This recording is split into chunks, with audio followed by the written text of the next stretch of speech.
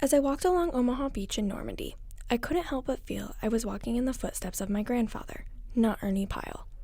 Lee Wagner, my grandfather, was part of the 38th Mobile Reclamation and Reconnaissance Unit in Patton's Third Army. He came up on Omaha Beach as part of Steve 13 and walked along the beaches of Normandy as I did. My name comes from him, as he was taught to work on the Allison airplane engines that were in many planes during the war. My father wanted to honor his father by finding a way to name his only child after him. This is where I come from, this beach, this war. My grandfather was here, fighting for something he was told to believe in. He fought for an America we enjoy today, and as the refreshing, cooling breeze blew past my face during my walk on the beach, I felt our connection.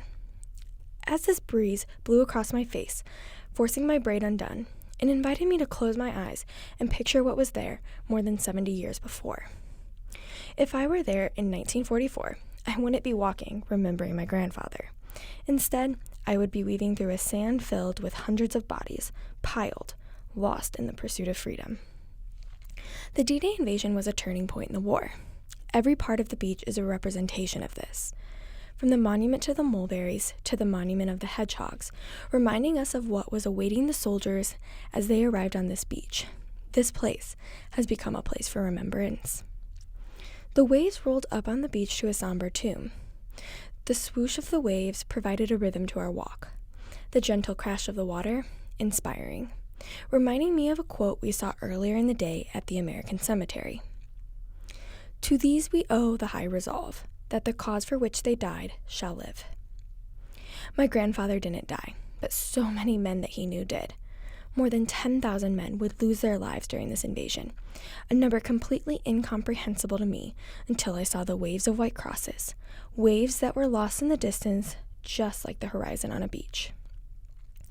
These men died so we would have the freedom to travel to see this place, and I couldn't help but feel we were honoring them with our silence as we strolled along the shore.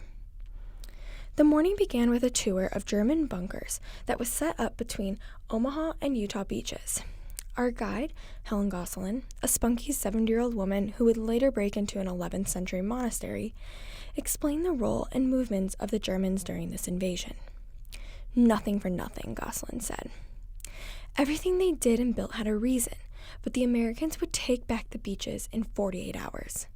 However, looking at the beaches and the massive hills and bunkers, buildings the Allies would have to take over, I began to comprehend what a massive feat this was for them. During our free time, I stood atop a former bunker, taking a deep breath of the sights.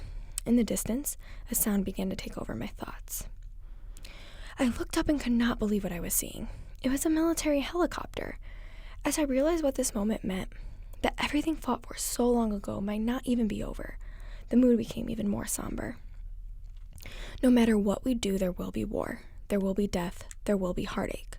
But we can continue to go to the beaches in Normandy and walk the footsteps of the men like my grandfather and Ernie Pyle, who tell us the stories of the war. We can even hope for a future with no war. We can hope for a new beginning, as I believe the refreshing, cool breeze represented. When you arrive on a beach with a crystal blue water and off-white sand, your mind can't help but take you to a place to vacation. The serene, gorgeous view of this beach seems so ironic when considering all the death that occurred so many years ago. However, humans have the power to place meaning on the most mundane experiences. I choose to place meaning on this serene beach. The calmness of this beach is only appropriate. It is truly a final resting place for so many. Even more, with every death there is another life.